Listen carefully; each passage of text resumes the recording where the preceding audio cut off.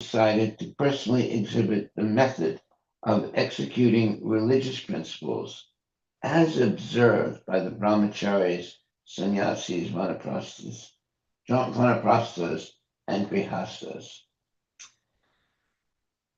engaged in rituals, and also satisfy Maharaj Nabi's desire.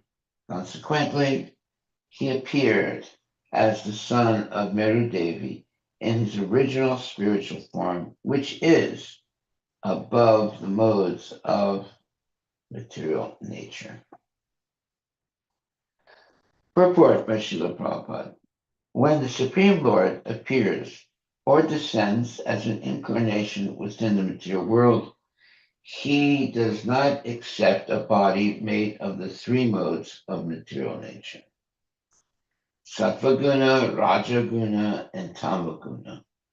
Mayavadi philosophers say that the impersonal God appears in this material world by accepting a body in the Sattvaguna. Srila Vishwanath Chakravarti states that the word Sukla means consisting of Suddha Sattva. Lord Vishnu descends in his Suddha Sattva form. Suddha Sattva refers to the Sattva guna, which is never contaminated. In this material world, even the mode of goodness, Sattva guna, is contaminated by tinges of Rajaguna and Tamaguna. When Sattva guna is never contaminated by Rajaguna and Tamaguna, it is called Suddha Sattva. Sattvam Visuddham Vasudeva Sabditam. Srimad Bhagavatam 4.3.23. That is the platform of Vasudeva, whereby the Supreme Personality Godhead, Vasudeva, can be experienced. In Bhagavad Gita 4.7, Sri Krishna himself says, Yada yada hi dharmasya glanya bhavati bharata abhyuttanam adharmasya tadatmanam sujam yaham. Whenever and wherever there is a decline in religious practice, O descendant of Bharata, and a predominant rise of irreligion, at that time I descend myself.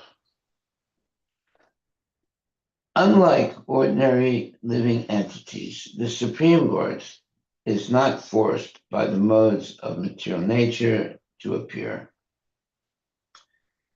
He appears Dharmam Darsayitu Kama to show how to execute the functions of a human being. The word Dharma is meant for the human beings and is never used in connection with beings inferior to human beings, such as animals. Unfortunately, without being guided by the Supreme Lord, the human beings sometimes manufacture a process of dharma by concoction. Actually, dharma cannot be made by man. Dharmam tu shakshat bhagavat pranitam. Bhagavatam 6.3.19. Dharma is given by the Supreme Personality of Godhead, just as the law is given by the state government. Man-made dharma has no meaning. Srimad Bhagavatam refers to the man-made dharma as kaitava dharma, cheating religion. The Supreme Lord sends an avatara incarnation to teach human society the proper way to execute religious principles. Such religious principles are Bhakti Marga, as the Supreme Lord himself says in Bhagavad Gita, Sarvadharmam parityaja mam ekam saranam braja The son of Maharaj Nabi, Rishabhadeva, appeared on this earth to preach the principles of religion. That will be explained in the 5th chapter of this 5th canto.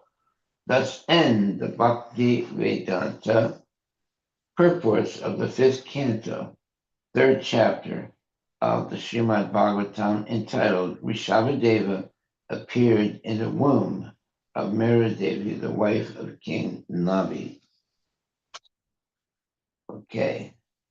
Thus end the Bhaktivedanta purports of the 5th canto, 3rd chapter of the Srimad Bhagavatam, entitled Rishabhadeva's appearance in the womb of Meradevi, the wife of King Nabi.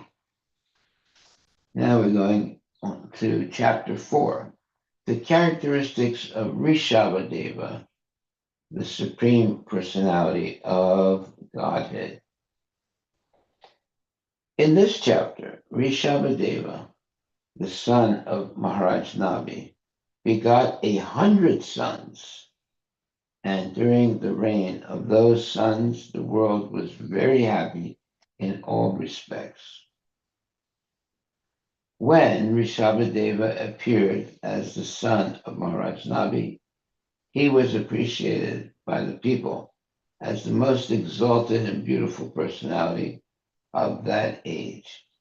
His poise, influence, strength, enthusiasm, bodily luster, and other transcendental qualities were beyond compare. The word Rishabha refers to the best or the supreme. Due to the super excellent attributes of the son of Maharaj Nabi, the king named his son Rishabha, or the best. His influence was incomparable. Although there was a scarcity of rain, Rishabhadev did not care for Indra, the king of heaven, who is in charge of supplying rain. Through his own potency, Rishabhadeva sumptuously covered his Ajanava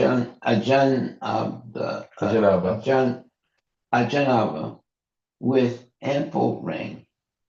Upon receiving Rishabhadeva, who is the Supreme Personality of Godhead, as his son, King Nabi began to raise him very carefully. After that, he entrusted the ruling power to him, and retiring from family life, lived at Badarika Ashram, completely engaged in the worship of Vasudeva, the Supreme Lord, meaning Krishna, to follow social customs. Lord Rishabhadev for a while became a student in the Gurukula, and after returning, he followed the orders of his guru and accepted a wife named Jayanti, who had been given to him by the king of heaven, Indra. He begot 100 sons in the womb of Jayanti. One of these 100 sons, the eldest, was known as Bharata. Since the reign of Maharaj Bharata, this planet has been called Bharatvarsa. Rishabhadeva's other sons were headed by Kusavarta, Ilavarta, Brahmavarta, Malaya, Ketu, Bhadrasena, Indrasprik, Vidarbha, and Kikata. These were also there were also other sons named Kavi, Avi, Antariksha, Prabhuta, Pipilayana, Avirhotra, Drumala, Kamasa, and Karavajana. Instead of ruling the kingdom, these nine became mendicant creatures of Krishna consciousness, following the religious principles of precepts of the Bhagavatam.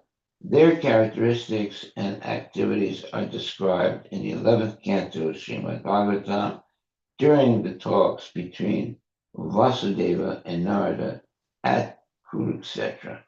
To teach the general populace, King Rishabhadeva performed many sacrifices and taught his sons how to rule the citizens. Okay, Canto 5, Chapter 4, Text 1. I think that's correct. Yes, it is. Chapter 4. Yeah. Canto 5, Chapter 4, Text 1.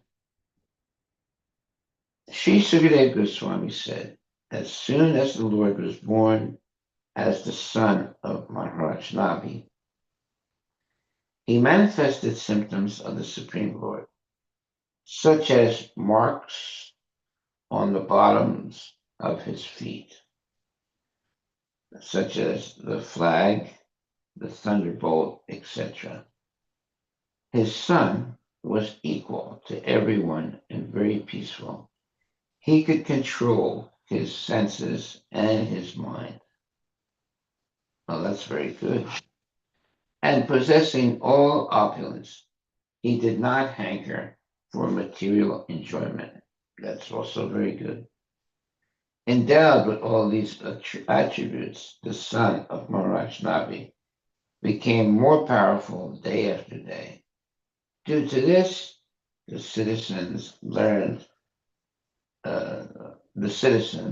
learned brahmanas, demigods, and ministers wanted Rishabhadeva to be appointed ruler of the earth. Well, yeah, it's very important to have a good ruler. Purport by Srila Prabhupada. In these days of cheap incarnations, it is very interesting to note the bodily symptoms found in an incarnation.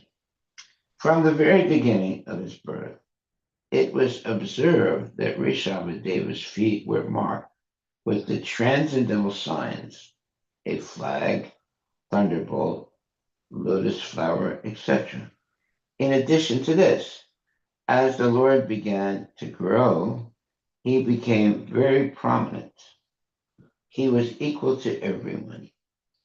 He did not favor one person and really neglect another. An incarnation of God must have the six opulences: wealth, strength, knowledge, beauty, fame, and renunciation. It is said that although Rishabhadeva was endowed with all opulences, he was not at all attracted to material enjoyment. He was self-controlled and therefore liked by everyone. Due to his super excellent qualities, everyone wanted him to rule the earth.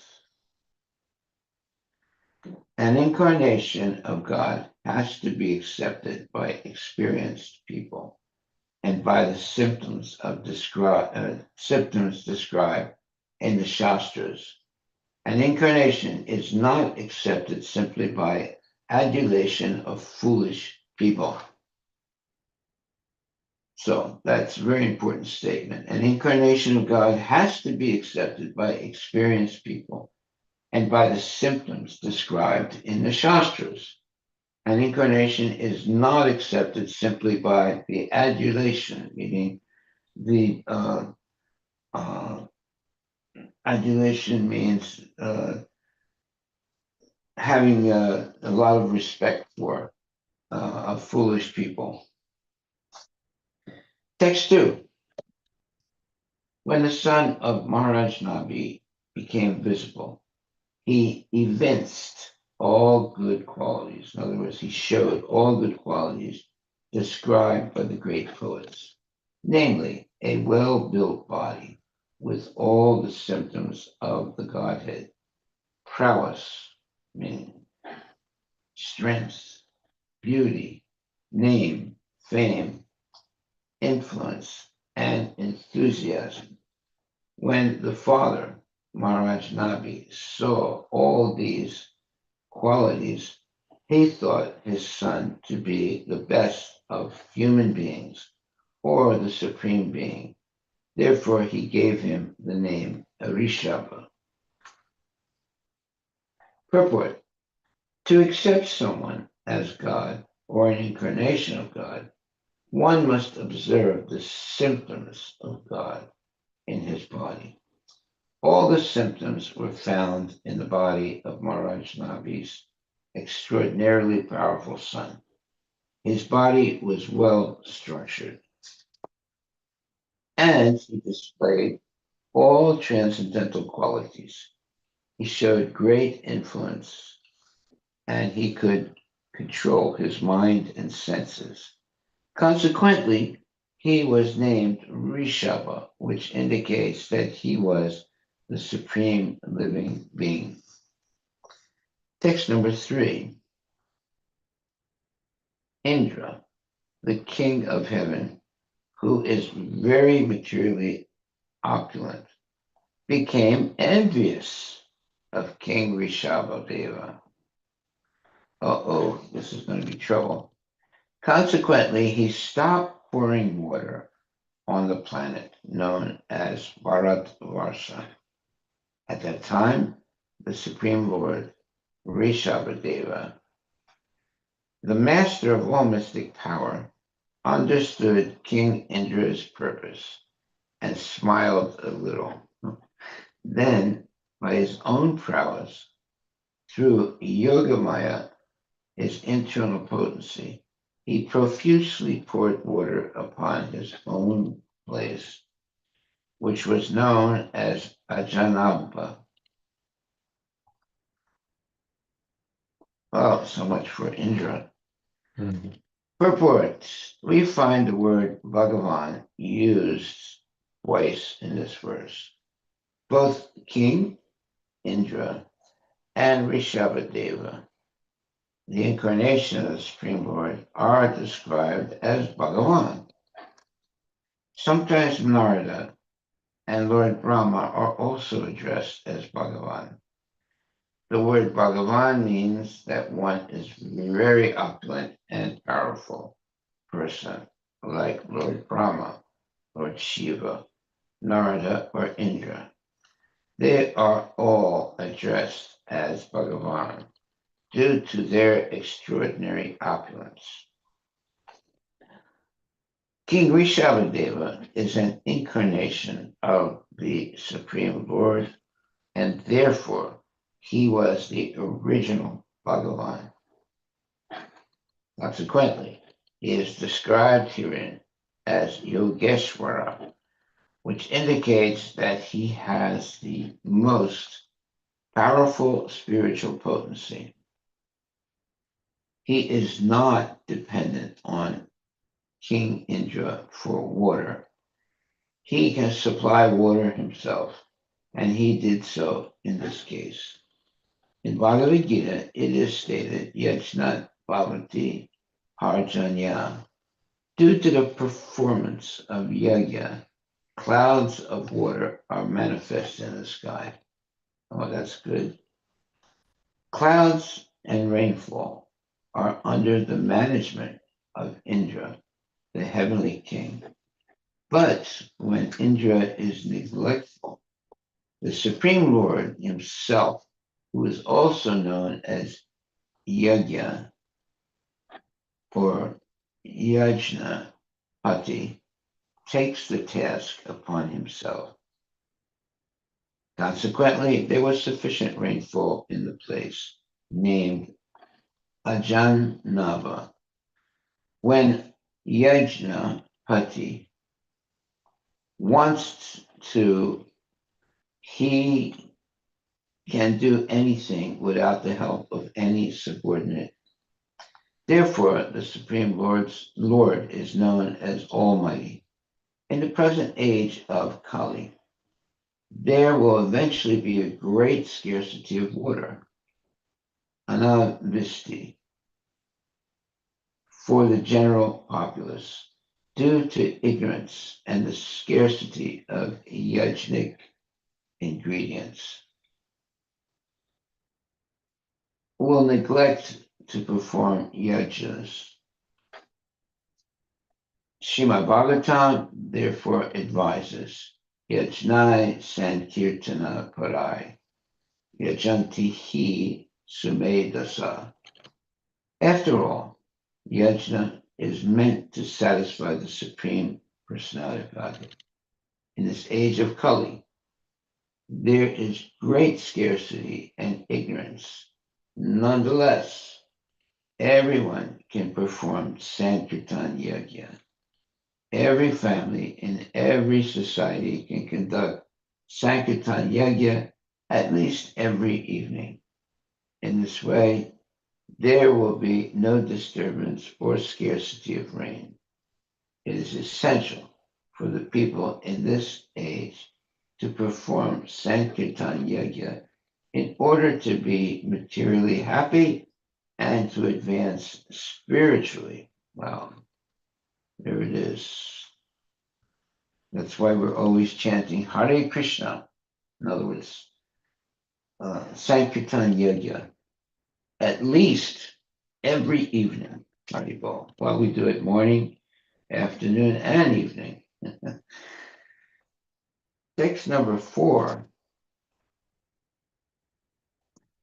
Due to getting a perfect son according to his desire, King Navi was always overwhelmed with transcendental bliss and was very affectionate to his son. It was with ecstasy and a faltering voice that he addressed him. My dear son, my darling. This mentality was brought about by Yogamaya, whereby he accepted the Supreme Lord, the Supreme Father, as his own son. Out of his supreme goodwill, the Lord became his son and dealt with everyone as if he were an ordinary human being. Thus, King Nabi began to raise his transcendental son with great affection, and he was overwhelmed with transcendental bliss, joy, and devotion. Just imagine. Amazing. Purport. The word Maya, used in the sense of illusion, it is used in the sense of illusion, considering the Supreme Personality of Godhead to be his own son. Maharaj Nabi was certainly an illusion, but this was transcendental illusion. This illusion is required. Otherwise, how can one accept the Supreme Father as his own son? The Supreme Lord appears as the son of one of his devotees, just as Lord Krishna appeared as the son of Yasoda and Nanda Maharaj. These devotees could never think of their son as the Supreme Personality of Godhead, for such appreciation would hamper their relationship of paternal love. Yeah, if they think that, oh, my son is the Supreme Personality of Godhead, they could not be intimately engaged in love for their son. So therefore, they have to forget and not think that their son is God, so that they can express their love and devotion for their son in a very intimate way. Otherwise, they would be forced to accept their son in a very, what you would call, uh, uh, from a distance, not be intimate. Text file.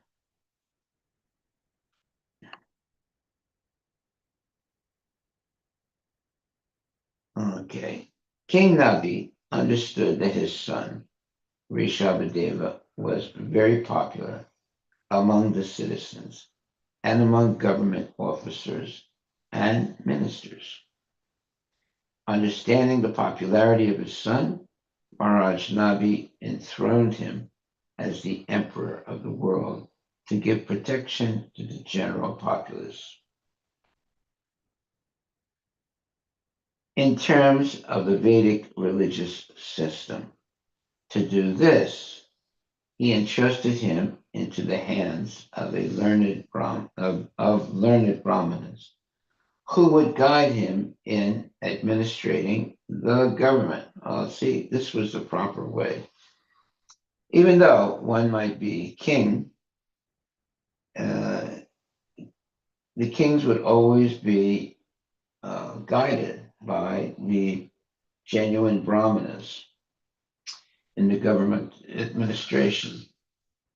Then Maharaj Nabi and his wife, Meru Devi, went to Badarik Ashrama in the Himalaya mountains, where the king engaged himself very expertly in austerities and penances with great jubilation. In full samadhi, he worshipped the Supreme Personality of Godhead, Narayana, who is Krishna in his plenary expansion. By doing so, in course of time, Maharaj Nabi was elevated to the spiritual world known as Vaikuntha. Okay. Purport by Srila Prabhupada. When Maharaj Nabi saw that his son Rishabhadeva was popular with the general populace and the governmental servants, he chose to install him on the imperial throne. In addition, he wanted to entrust his son into the hands of the learned Brahmanas. This means that a monarch was supposed to govern strictly according to Vedic principles under the guidance of learned Brahmanas. Very important. Who could advise him according to the standard Vedic scriptures, like Manusmriti and similar Shastras. It is the duty of the king to rule the citizens according to Vedic principles. According to Vedic principles, society is divided into four categories: Brahmanas, Kshatriyas, Vaishyas, and Sudras. Chaturvarnyam maya sristam gunakarma vibhagasa. After dividing society in this way, it is the king's duty to see that everyone executes Vedic principles according to his caste. A Brahmana must perform the duty of a Brahmana without cheating the public. It is not that one attains the name of a Brahmana without the qualifications. It is the king's duty to see that everyone engages in his occupational duty according to Vedic principles. In addition, retirement at the end of life is compulsory. Maharaj Nabi, although still a king, retired from family life and went with his wife to a place called Padalika Ashrama in the Himalayas, where the deity Narayana is worshipped. The words prasana nipunena tapasa indicate that the king also accepted all kinds of austerity very expertly and jubilantly. He did not at all mind leaving his comfortable life at home. although he was the emperor. Despite undergoing severe austerities and penances, he felt very pleased at Badarik Ashram, and he did everything there expertly. In this way, being fully absorbed in Krishna consciousness or samadhi yoga, always thinking of Krishna, Vasudeva, Maharaja, uh, uh, always thinking of Krishna or Vasudeva. Maharaj Nabi attained success at the end of his life and was promoted to the spiritual world by Kuntaloka, Haribol. This is the way of Vedic life. One must stop the process of repeated birth and death and return home, back to Godhead. The words Tan Mahimana, Mahimana, Avapa are significant in this regard. Srila Sridhara Swami says that Mahima means liberation in this life. We should act in such a way in this life that after giving up this body, we will become liberated from the bondage of repeated birth and death. This is called Jivan Mukta. Shri Vira Raghava Acharya states that in the Chandogya Upanishad, there are 8 symptoms of a Jivan Mukta, meaning a liberated soul.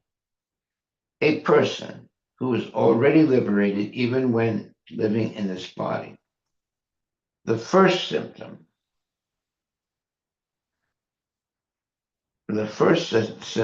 of one so liberated is that he is freed from all sinful activity. Apahata papa.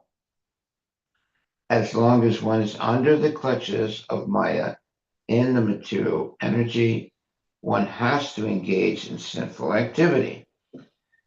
Bhagavad Gita describes such people as duskritina, which indicates that they are always engaged in sinful activity.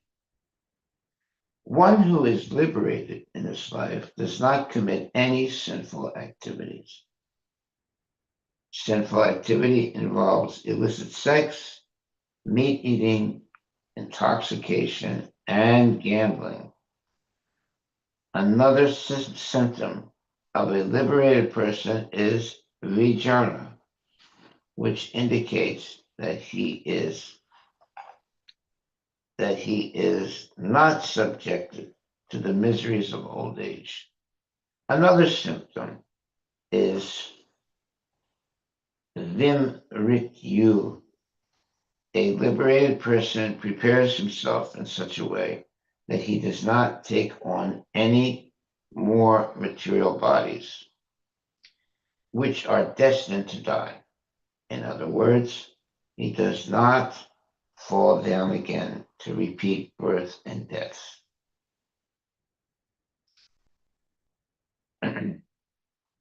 Another symptom is vishoka, which indicates that he is callous to material distress. In other words, he tolerates material distress and happiness. He tolerates both. Another is vijigastas,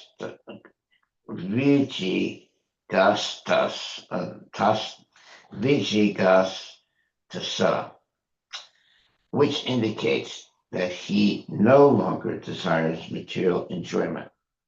Another symptom is apipata, which means that he has no desire other than to engage in the devotional service of Krishna. His dearmost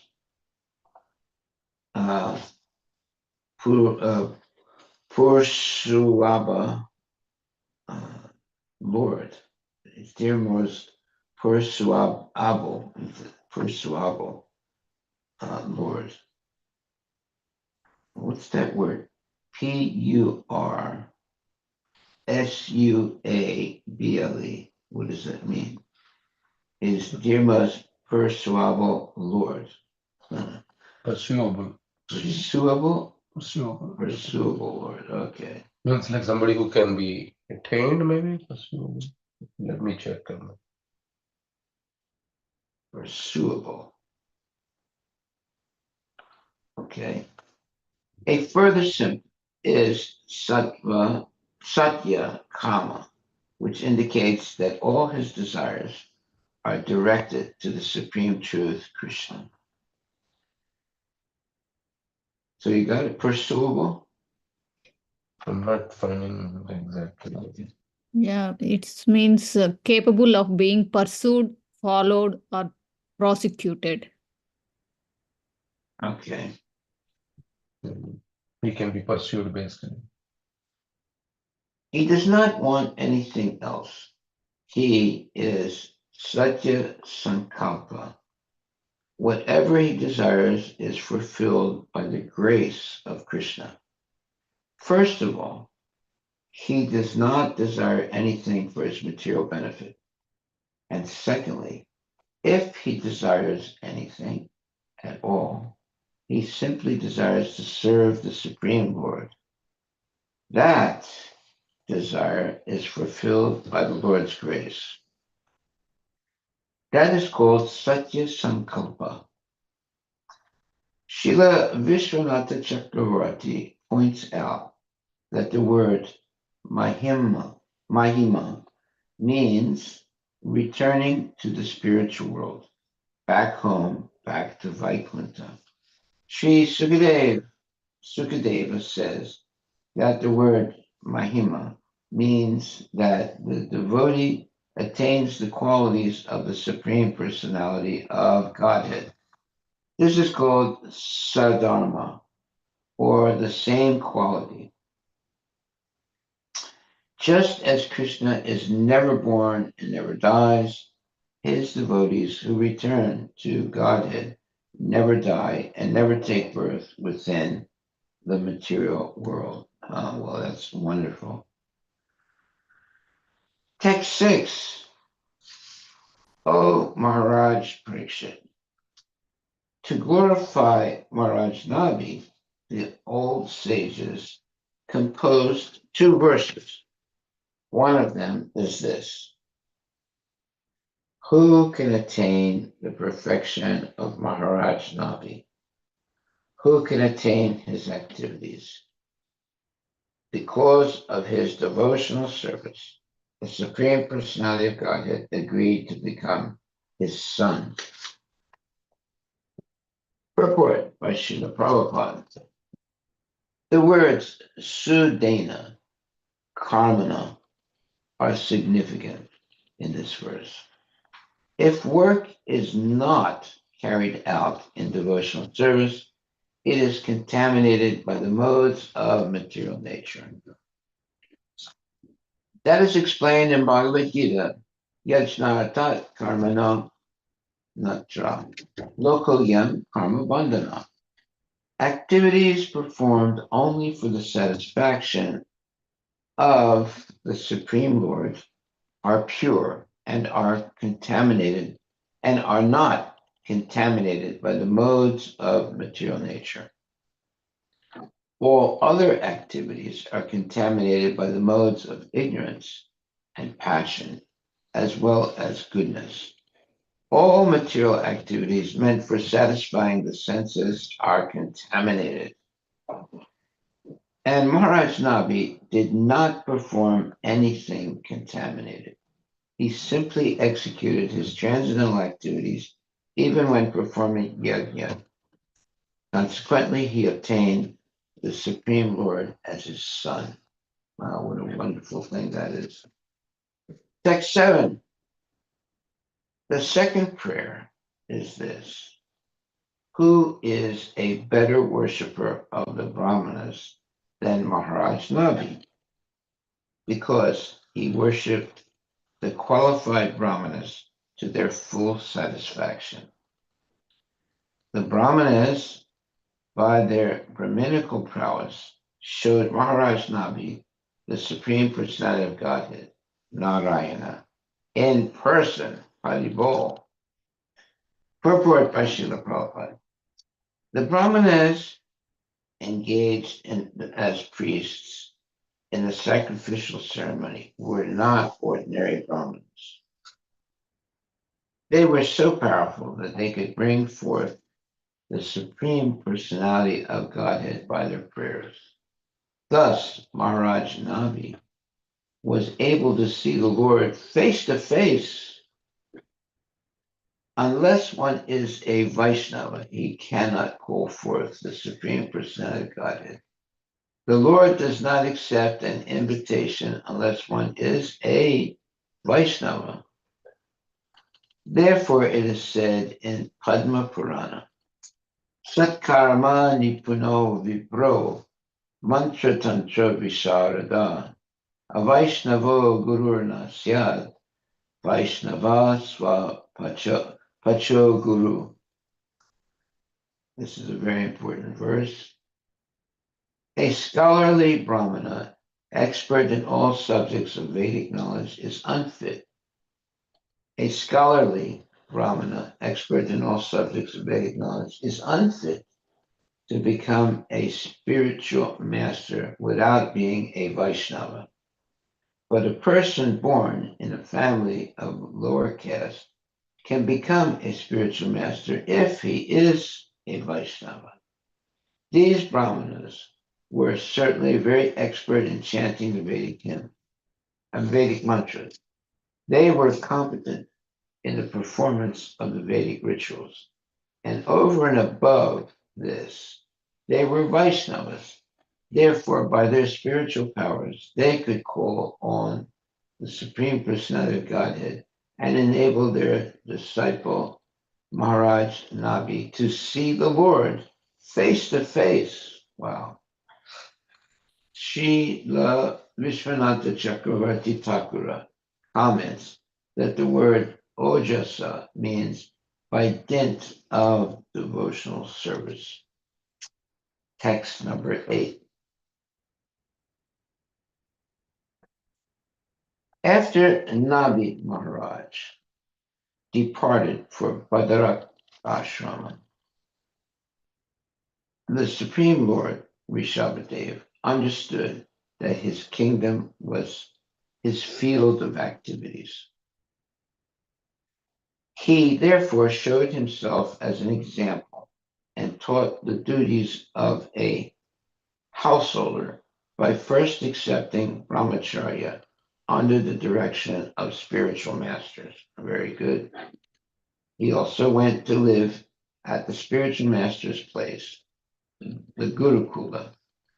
After his education was finished, he gave gifts, Guru Dakshina, to his spiritual masters and then accepted the life of a householder.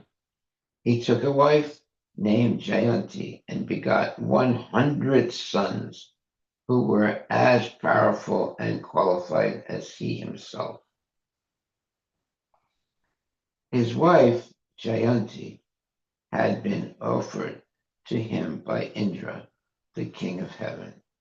Rishabhadeva and Jayanti performed householder life in an exemplary way, carrying out ritualistic activities ordained by the Shruti and Smriti Shastras.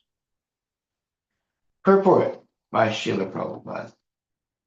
Being an incarnation of the Supreme Personality of Godhead, Rishabhadeva had nothing to do with material affairs.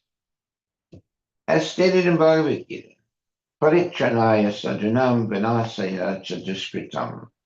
The purpose of an incarnation is to liberate his devotees and to stop the demoniac activities of non-devotees.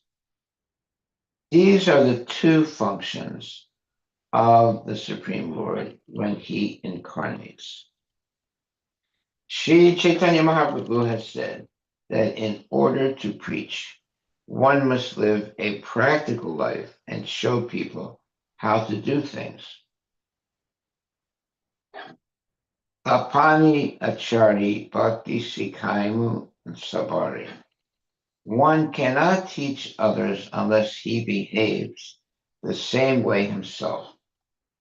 Rishabhadeva was an ideal king, and he took his education in the Gurukula, although he was already educated because the Supreme Lord is omniscient. Although Rishabhadeva had nothing to learn from Gurukula, he went there just to teach the people in general how to take an education from the right source, from Vedic teachers. He then entered householder life and lived according to the principles of Vedic knowledge, Shruti and Smriti. In the Bhakti Rasamrita Sindhu 1.2.10, Srila Rupa Goswami, quoting the Skanda Purana, states, Shruti Smriti Puranadi Pancharatra Vidin Vina Aikantaki Harir Bhaktir Utpatayava Kalpate. Human society must follow the instructions received from Shruti and Smriti. These are the Shastras, Vedic literature, practically applied in life. This is worship of the Supreme Personality of Godhead, according to the Pancharatrika Vidhi. Every human being must advance his spiritual life and at the end return home back to Godhead. Maharaja Rishabha strictly followed all these principles. He remained an ideal grihasta and taught his sons how to become perfect in spiritual life. These are some examples of how he ruled the earth and completed his mission as an incarnation. Text 9. Of Rishabha's 100 sons, the eldest, named Bharata, was a great exalted devotee qualified with the best attributes. In his honor, this planet has become known as Bharata Varsa. Purport by Srila Prabhupada. This planet, known as Bharata Varsa, is also called Punya Bhumi, the pious land.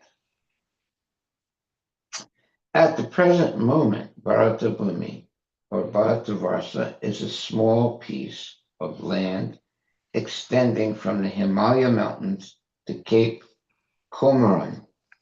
Sometimes this peninsula is called Punya Bhumi. Sri Chaitanya Mahaprabhu has given special importance to the people of this land. Bharata Bhumite Haila Manushya Janmayara Janma Sartaka Karikara Para Upakara. One who has taken his birth as a human being in the land of India, Bharatavarsa, should make his life successful and work for the benefit of all other people. Chaitanya Charitamrita Adi 9.41. The inhabitants of this piece of land are very fortunate. They can purify their existence by accepting this Krishna consciousness movement and go outside Bharatabhumi, India, and preach this cult to benefit the whole world. Text number 10. Following Bharata, there were 99 other sons. Among these were 9 elderly sons named Kushavarta, Ilavarta, Ramavarta, Malaya, Ketu, Bhadrasena, Indrasprik, Vidarbha, and Kikata.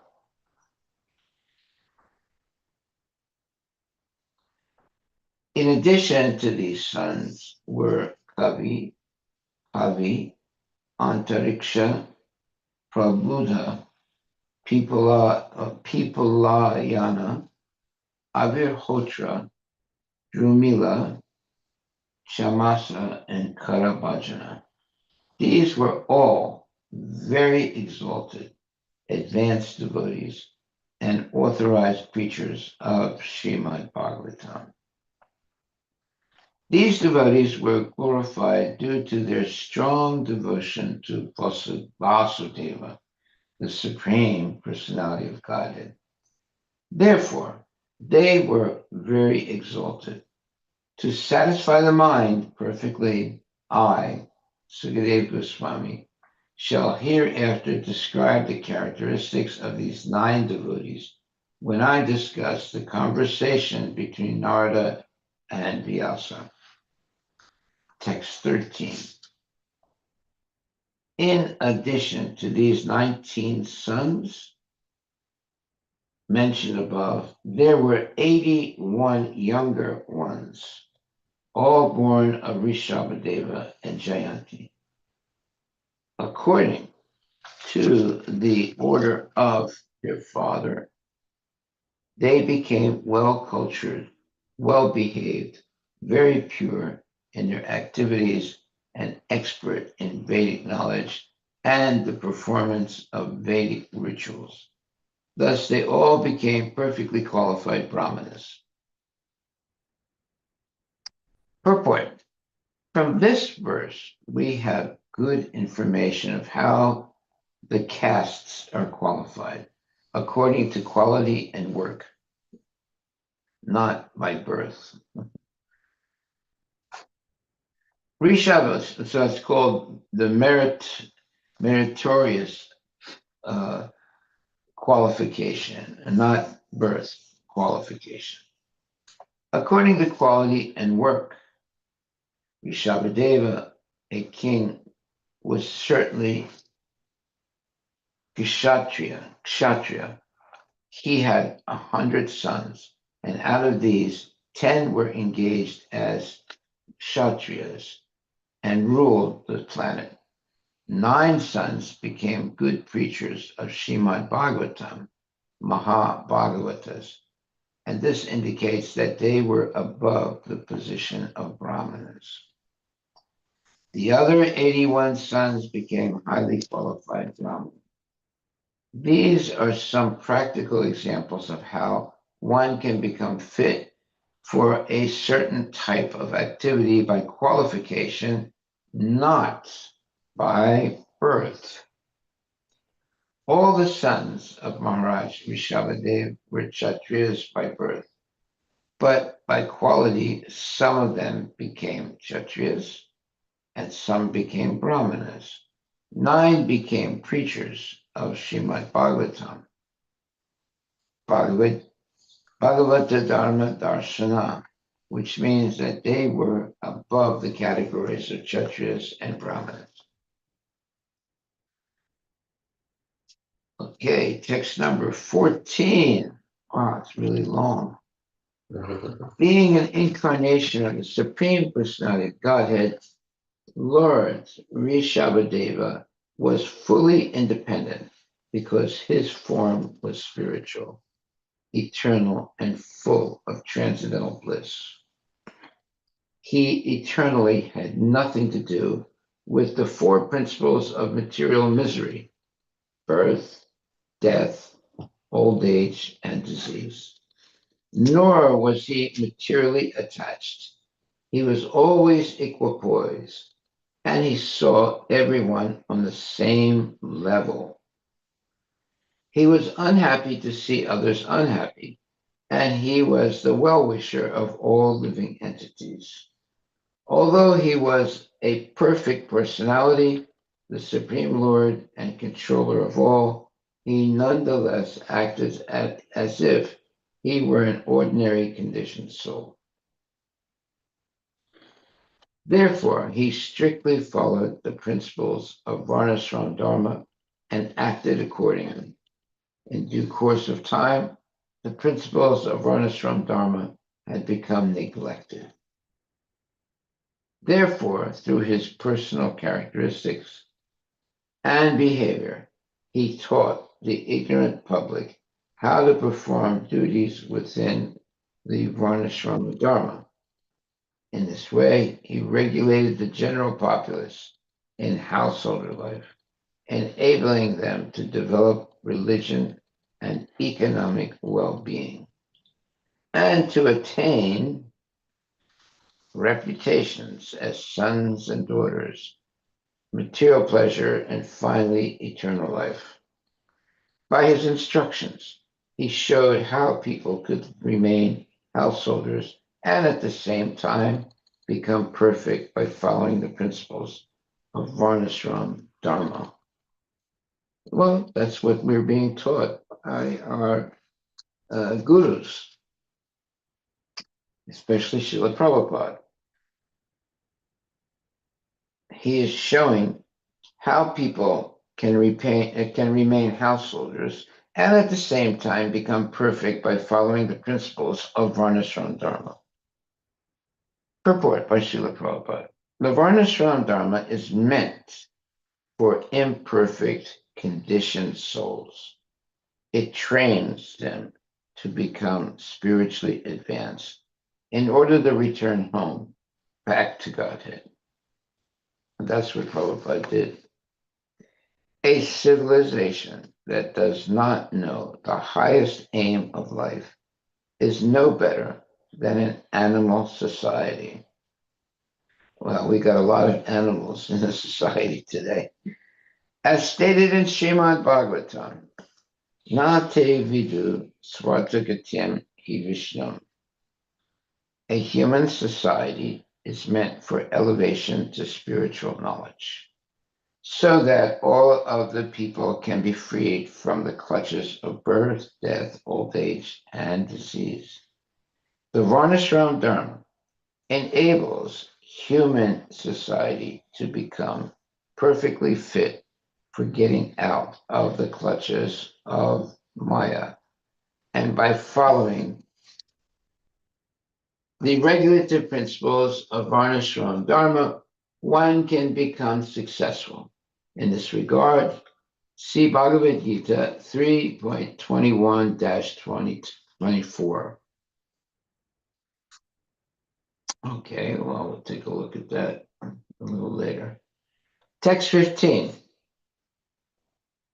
Whatever action is performed by a great man, common men follow. That's a very important verse.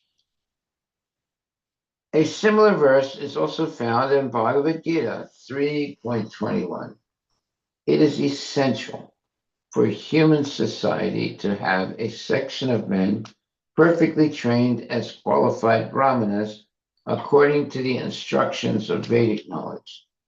Those below the Brahminical qualification, administrators, merchants, workers, should take instructions from those ideal people who are considered to be intellectuals.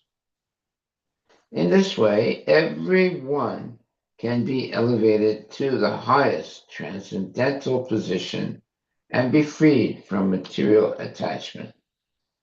The material world is described by Lord Krishna himself as Dukhalayam Asasvatam, a temporary place of misery.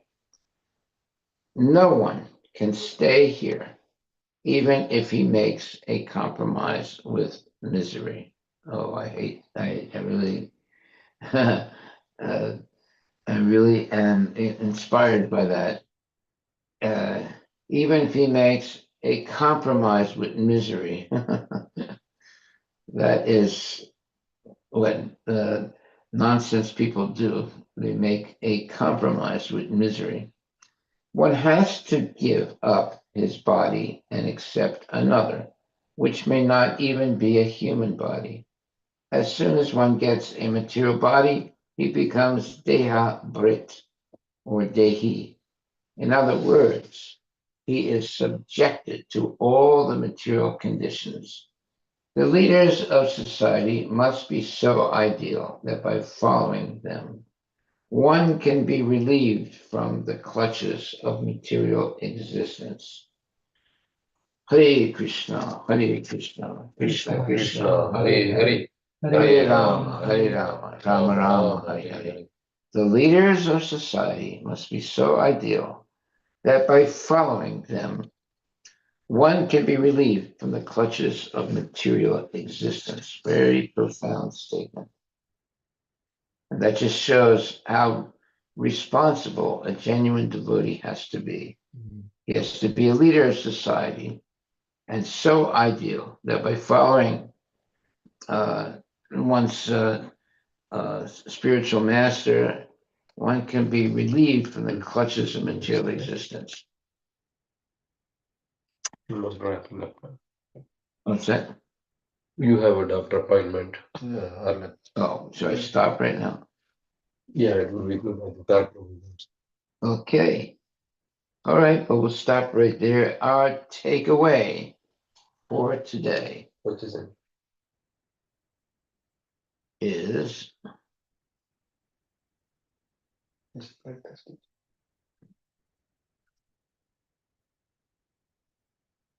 the Varnashram Dharma is meant for imperfect conditioned souls. It trains them to become spiritually advanced in order to return home back to Godhead. A civilization that does not know the highest aim of life is no better than an animal society. As stated in Srimad Bhagavatam, Nate Vidu Swatagatim Hi Vishnum, a human society is meant for elevation to spiritual knowledge, so that all of the people can be freed from the clutches of birth, death, old age, and disease.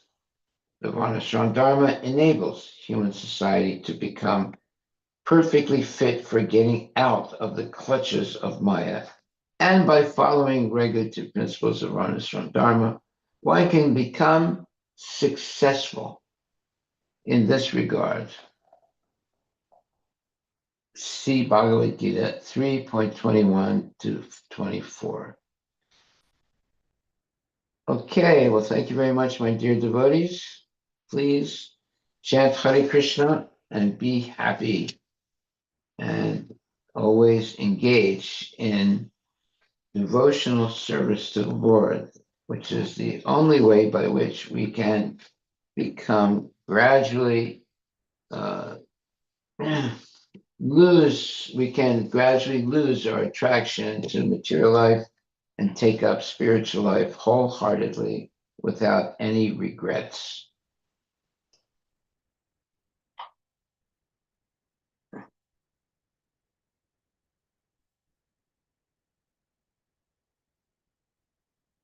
Therefore, Prabhupada says the leaders of society must be so ideal that by following them, one can be relieved from the clutches of material existence.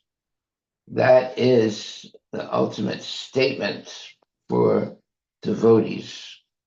We must be so ideal that by following the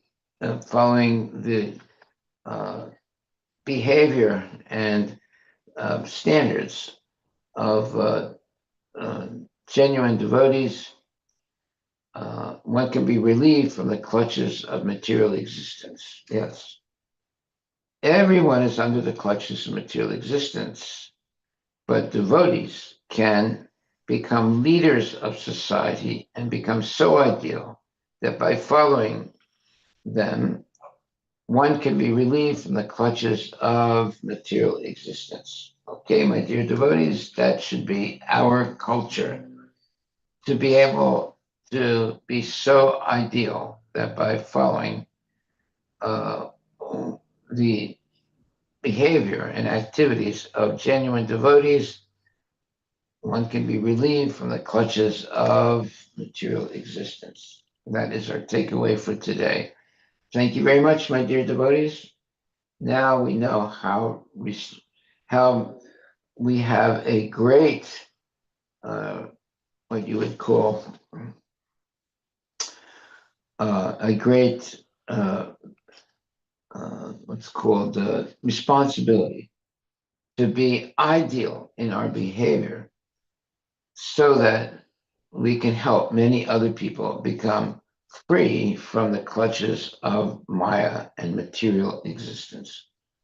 Hare Krishna, Krishna Krishna, Hare Hare, Hare Rama, Rama Rama, Hare Hare.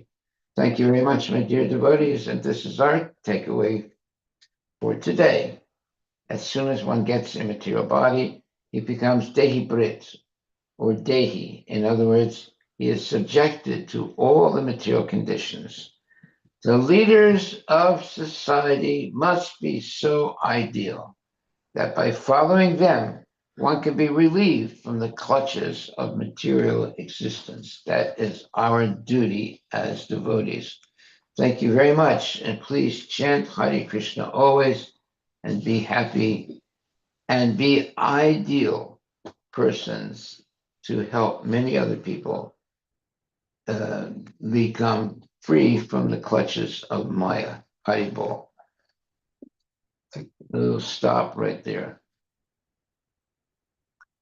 Whatever act, this is our takeaway, whatever action is performed by a great man, common men follow.